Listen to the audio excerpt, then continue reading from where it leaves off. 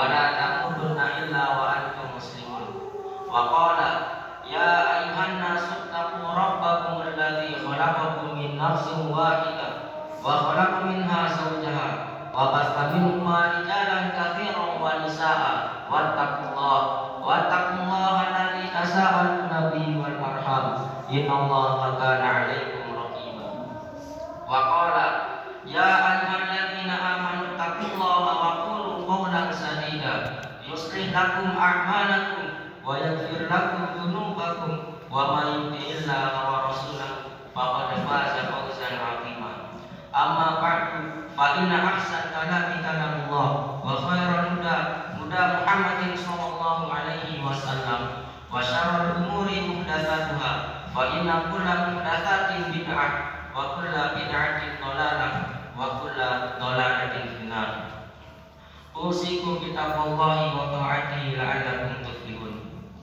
Puji syukur atas kehadiran Allah Subhanahu wa taala.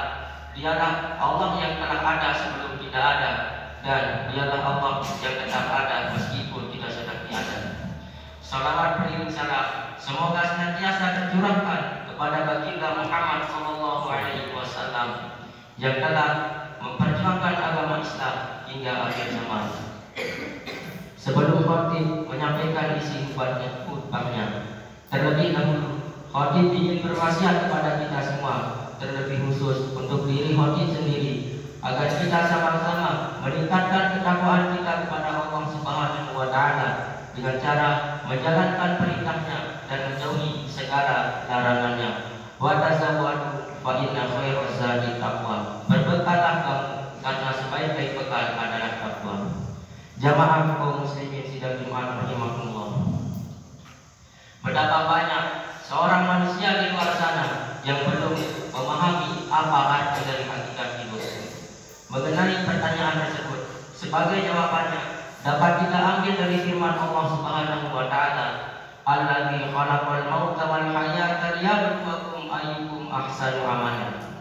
Allah lah yang telah menciptakan hidup dan mati untuk menguji kamu. Siapa di antara kamu yang paling baik amalannya? Quran surat Al-Mulk ayat 2. Berbicara masalah ujian, banyak sebagian orang yang beranggapan bahwa ujian hidup itu diambil dari sesuatu yang tidak menyenangkan, seperti mengalami kesakitan dan mengalami usaha yang kemunduran. Namun pada hakikatnya tidak. Ujian hidup dapat diambil juga dari sesuatu yang menyenangkan, seperti memiliki gedung yang bertingkat-tingkat, memiliki mobil yang mengkilat, dan memiliki uang yang berlipat-lipat. Yang demikian itu merupakan ujian dari Allah Subhanahu wa taala. Apakah kita mensyukurinya atau malah mengkufurinya? Allah Subhanahu wa taala berfirman, "Wa nabluwannakum bisyarri wal khairi fitnah wa ilaina turja'un." Dan kami akan menguji kamu dengan kebaikan dan keburukan sebagai cobaan yang sebenar-benarnya bagimu, dan kepada kami lah kamu akan dikembalikan. Quran surat Al-Anbiya ayat 35. Demikianlah penjelasan singkat mengenai ujian hidup, yang terkadang Allah akan menguji seseorang dengan kebaikan, dan ada juga yang diuji dengan keburukan. Hadirin sidang Jumat rahimakumullah. Ujian hidup dapat diklasifikasikan dalam 3 perihal. Yang pertama, harta atau kekayaan. Perlu diketahui bahwasanya harta atau kekayaan adalah ujian dari Allah Subhanahu wa taala dengan kebaikan, sebagaimana firman-Nya, "Wa'lamu annama amwalukum wa auladukum fitnah wa annallaha 'indahu ajrun 'adzim." Ketahuilah bahwasanya harta-hartamu dan anak-anakmu adalah ujian, dan sesungguhnya di sisi Allah lah pahala yang paling besar. Quran surat Al-Anfal ayat 28. Betapa banyak orang di luar sana yang hidupnya berkemewahan, bertaburan uang, berbengkalan emas, namun pada akhirnya mereka mengkufuri nikmat tersebut. Allah Subhanahu wa taala berfirman, "Alla innal insana la yatgha ar-ra'a istaghna." Sungguh manusia benar-benar melampaui batas karena mereka melihat dirinya serba cukup. Di sisi lain, Nabi Shallallahu Alaihi Wasallam bersabda, Inna likulli ummatin fitnatan wa fitnatu ummatil mal. Sesungguhnya di setiap umat itu terdapat ujian, dan ujian bagi umatku adalah harta atau kekayaan. Hadis riwayat Tirmidzi. Yang kedua adalah takhta atau kedudukan.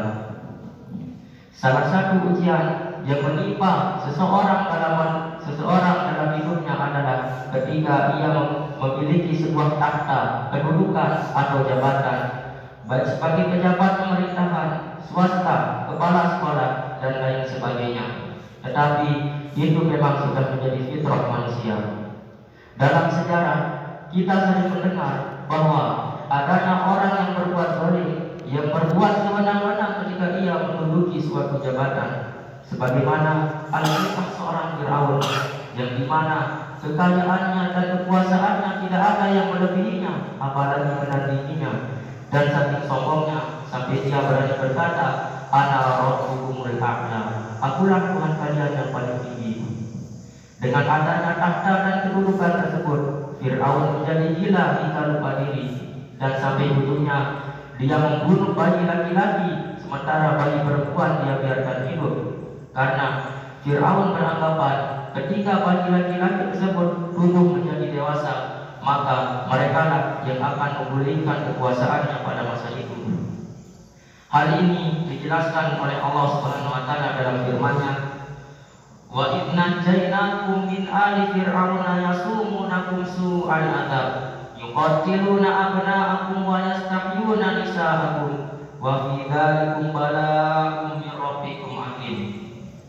Dan ingatlah kamu ketika kami menyelamatkanmu dari Fir'aun dan kaumnya, yang menyiksa kamu dengan siksaan yang sangat pedih, yaitu dengan cara membunuh bayi laki-laki dan membiarkan hidup bayi perempuan. Namun yang sedemikian itu merupakan cobaan yang besar dari Tuhan. Quran surat Al-A'raf ayat 141. Yang ketiga adalah wanita atau perempuan.